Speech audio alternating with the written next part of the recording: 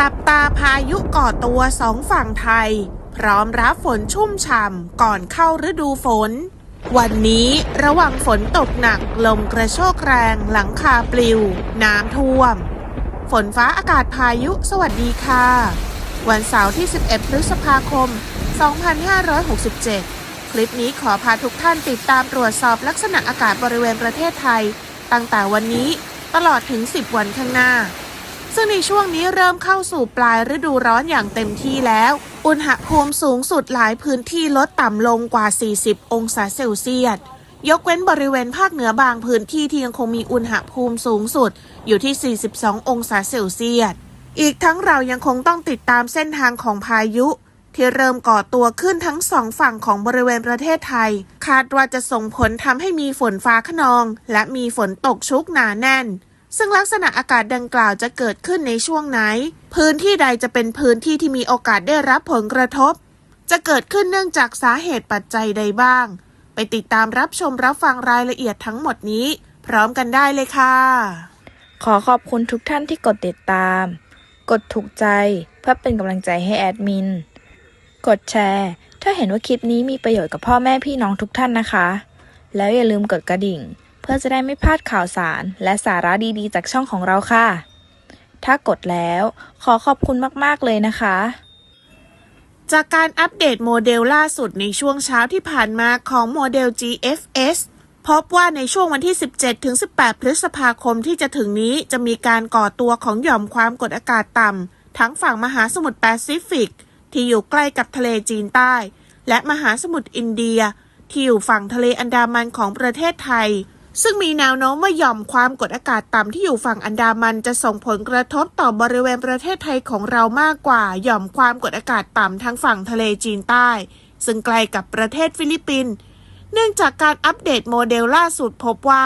การเคลื่อนตัวจะเข้าใกล้บริเวณประเทศไทยมากแต่จะส่งผลทางอ้อมทำให้ลมมรสุมที่พัดเข้าปกคลุมบริเวณประเทศไทยมีกำลังแรงขึ้นตามโมเดลจะเห็นได้ว่าบริเวณประเทศไทยของเราในช่วงดังกล่าวจะมีฝนฟ้าคะนองและมีฝนตกหนักอีกทั้งมีลมกระโชกแรงเกิดขึ้นในหลายพื้นที่จากการเคลื่อนตัวของหย่อมความกดอากาศต่ำที่เข้าใกล้ฝั่งอันดามันแต่แนวโน้มเส้นทางของพายุส่วนมากแล้วจะเคลื่อนตัวสูงขึ้นไปตามกระแสลมฝ่ายตะวันตกในระดับบนมุ่งหน้าเข้าหาอ่าวเบงกอลตอนบนประเทศเมียนมาเข้าสู่ประเทศบังคลาเทศและประเทศอินเดียแต่ยังคงมีตัวแปรซึ่งเป็นปัจจัยสำคัญนั่นคือพายุที่อยู่ฝั่งมหาสมุทรแปซิฟิกใกล้กับประเทศฟิลิปปินส์ว่าพายุลูกดังกล่าวจะมีกำลังแรงกว่ากันดึงดูดทำให้พายุอีกหนึ่งลูกเคลื่อนตัวเข้าหาจึงอาจจะดึงดูดทำให้พายุฝั่งอันดามันนี้เข้าสู่ประเทศไทยได้เช่นกันแต่อย่างไรก็ดีตามที่แอดมินได้เคยย้ำแจ้งเตือนเอาไว้แล้วว่าการคาดหมายลักษณะอากาศจากโมเดลในระยะไกล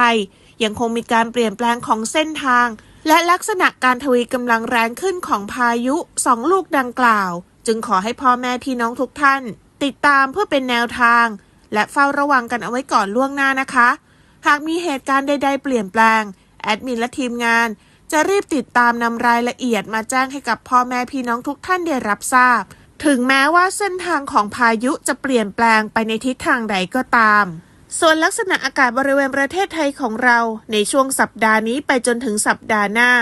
มีแนวโน้มว่าหลายพื้นที่ยังคงมีฝนตกชุกหนาแน่นและมีฝนตกแบบดีงามตลอดช่วงเนื่องจากกระแสลมที่เริ่มเปลี่ยนถ่ายฤดูจะแปรปรวนบางพื้นที่มีลมพัดสอบเข้าหากันและหากพื้นที่นั้นมีความชื้นเพียงพอจะทำให้มวลอากาศยกตัวขึ้นกลายเป็นกลุ่มเมฆฝนซึ่งในช่วงนี้หลายพื้นที่ยังคงมีอากาศร้อนถึงร้อนจัดฝนฟ้าคะนองที่เกิดขึ้นจึงยังคงมีลมกระโชกแรงติดตามมาด้วยบางพื้นที่ได้รับผลกระทบเกิดลมกระโชกแรงทำให้หลังคาปลิวออกไปเป็นแผงเป็นแผ่นบางพื้นที่อาคารโรงงานพังถล่มสร้างความเสียหายนับแสนนับล้านก็มีจึงขอให้พ่อแม่พี่น้องเฝ้าระวังและเตรียมตัวรับมือในขณะที่เกิดฝนฟ้าคะนองลมกระโชกแรงควรหลีกเลี่ยงการอยู่ในพื้นที่โล่งแจ้งใต้ต้นไม้ใหญ่ป้ายโฆษณาหรือสิ่งปลูกสร้างที่ไม่แข็งแรงอันล้วนแต่เป็นพื้นที่เสี่ยงภัยทำให้ได้รับอันตรายจากลมกระโชกแรงฟ้าร้องฟ้าผ่าได้ง่าย ซึ่งจากโมเดลจะเห็นได้ว่าวันนี้ยังคงมีพายุฝนฟ้าคะนองและลมกระโชกแรงเกิดขึ้นบางแห่งในบริเวณภาคเหนือภาคตะวันออกเฉียงเหนือภาคกลางกรุงเทพมหานครและปริมณฑลรวมถึงภาคตะวันออกหลายพื้นที่พ่อแม่พี่น้อง FC ได้คอมเมนต์รายงานสภาพอากาศมาว่ามีฝนตกกันแบบชุ่มฉ่ำตลอดทั้งคืนและในวันนี้ยังคงมีมวลอากาศเย็นกำลังอ่อนที่ปกคลุมบริเวณประเทศไทยตอนบนแต่ในช่วงกลางวันจะมีหย่อมความกดอากาศต่ำเนื่องจากความร้อนเคลื่อนตัวเข้ามาปกคลุมส่งผลทำให้บางพื้นที่อุณหภูมิจะสูงขึ้นเล็กน้อยโดยเฉพาะในบริเวณภาคเหนือที่อุณหภูมิสูงสุดยังคงพุ่งทะลุไปถึง42องศาเซลเซียสในขณะที่ลมใต้และลมตะวันออกเฉียงใต้ยังคงพัดปกคลุมบริเวณประเทศไทยตอนบนโดยมีลมตะวันออกพัดปกคลุมบริเวณภาคใต้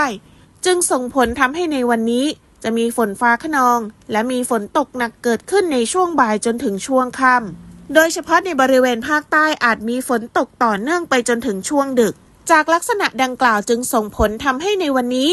ภาคเหนือยังคงมีอากาศร้อนถึงร้อนจัดกับมีฟ้าหลัวในตอนกลางวันโดยมีฝนฟ้าคะนอง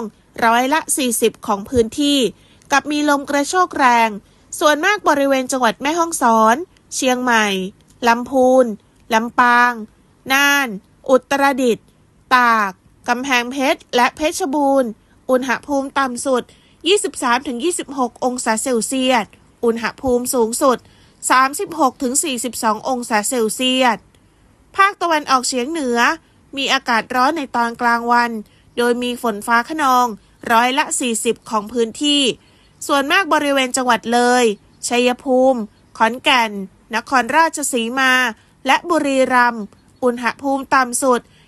24-27 องศาเซลเซียสอุณหภูมิสูงสุด 36-38 องศาเซลเซียสภาคกลางมีอากาศร้อนในตอนกลางวันโดยมีฝนฟ้าคะนอง40%ของพื้นที่กับมีลมกระโชกแรงส่วนมากบริเวณจังหวัดนครสวรรค์อุทัยธานีกาญจนบุรีราชบุรีและสระบุรีอุณหภูมิต่ำสุด 26-28 องศาเซลเซียสอุณหภูมิสูงสุด 36-39 องศาเซลเซียสภาคตะวันออกมีฝนฟ้าคะนอง60%ของพื้นที่ส่วนมากบริเวณจังหวัดนครนายกปราจีนบุรีฉะเชิงเทราชลบุรีและระยองอุณหภูมิต่ำสุด 25-27 องศาเซลเซียสอุณหภูมิสูงสุด 34-37 องศาเซลเซียสภาคใต้ฝั่งตะวันออกมีฝนฟ้าคะนอง70%ของพื้นที่และมีฝนตกหนักบางแห่งบริเวณจังหวัดประจวบคีรีขันธ์ชุมพรสุราษฎร์ธานีนครศรีธรรมราชพัทลุงและสงขลาอุณหภูมิต่ำสุด 25-27 องศาเซลเซียสอุณหภูมิสูงสุด 33-36 องศาเซลเซียสภาคใต้ฝั่งตะวันตกมีฝนฟ้าคะนอง60%ของพื้นที่และมีฝนตกหนักบางแห่งบริเวณจังหวัดระนองพังงาและกระบี่อุณหภูมิต่ำสุด 25-26 องศาเซลเซียสอุณหภูมิสูงสุด 34-36 องศาเซลเซียสกรุงเทพมหานครและปริมณฑลมีฝนฟ้าคะนอง40%ของพื้นที่อุณหภูมิต่ำสุด 26-27 องศาเซลเซียสอุณหภูมิสูงสุด 36-38 องศาเซลเซียสสำหรับคลื่นลมบริเวณทะเลอันดามันมีคลื่นสูงประมาณ1เมตรบริเวณที่มีฝนฟ้าคะนองคลื่นสูง 1-2 เมตร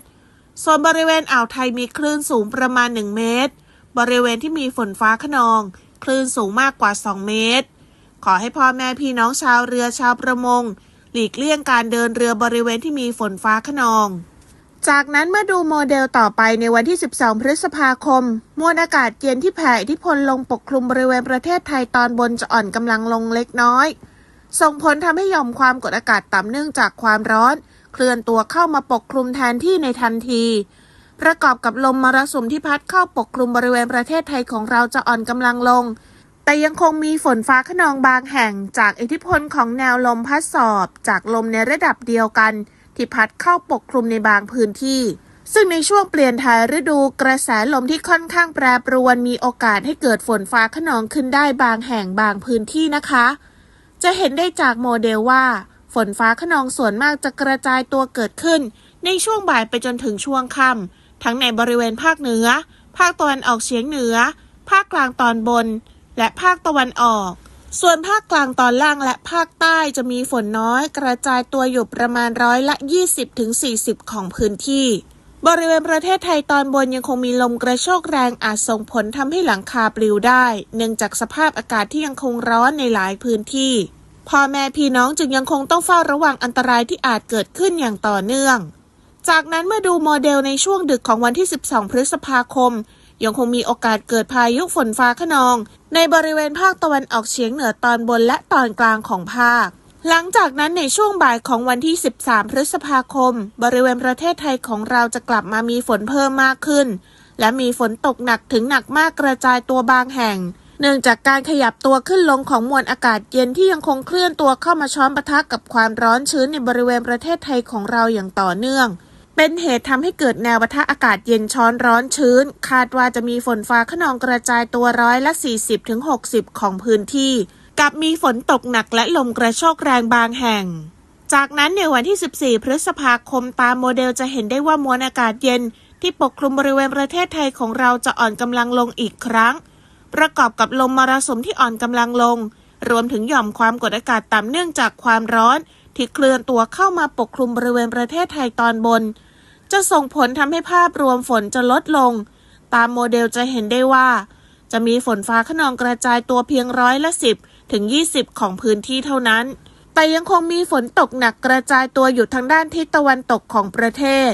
จากนั้นในวันที่15พฤษภาคมมวลอากาศเย็นจะเริ่มแผ่อิทธิพลลงปกคลุมบริเวณประเทศเวียดนามและทะเลจีนใต้เมื่อมวลอากาศเย็นลงทะเลจะส่งผลดันให้ลมมรสุมตะวันออกมีกำลังแรงขึ้นทำให้ภาพรวมภาคใต้จะมีฝนเพิ่มขึ้นและมีฝนตกหนักกระจายตัวในหลายพื้นที่ส่วนประเทศไทยตอนบนยังคงมีฝนฟ้าคะนองกระจายตัว10-30%ของพื้นที่โดยมีลักษณะกระจายตัวเล็กน้อยถึงปานกลางบางแห่งหลังจากนั้นปริมาณฝนจะขยับตัวสูงขึ้นเนื่องจากมวลอากาศเย็นจะเคลื่อนตัวต่ำลงมาปกคลุมบริเวณสปป.ลาวส่งผลทำให้บริเวณประเทศไทยของเราจะมีฝนเพิ่มมากขึ้น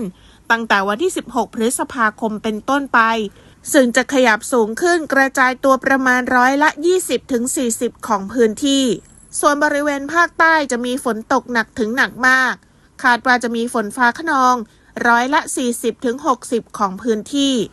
หลังจากนั้นเมื่อดูโมเดลต่อเนื่องมวลอากาศเย็นยังคงแผ่อิทธิพลขยับขึ้นลงส่งผลทำให้บางวันบริเวณประเทศไทยของเราจะมีฝนเพิ่มขึ้นในขณะที่บางวันฝนจะลดลงซึ่งลักษณะอากาศดังกล่าวจะส่งผลต่อเนื่องไปจนถึงวันที่18พฤษภาคม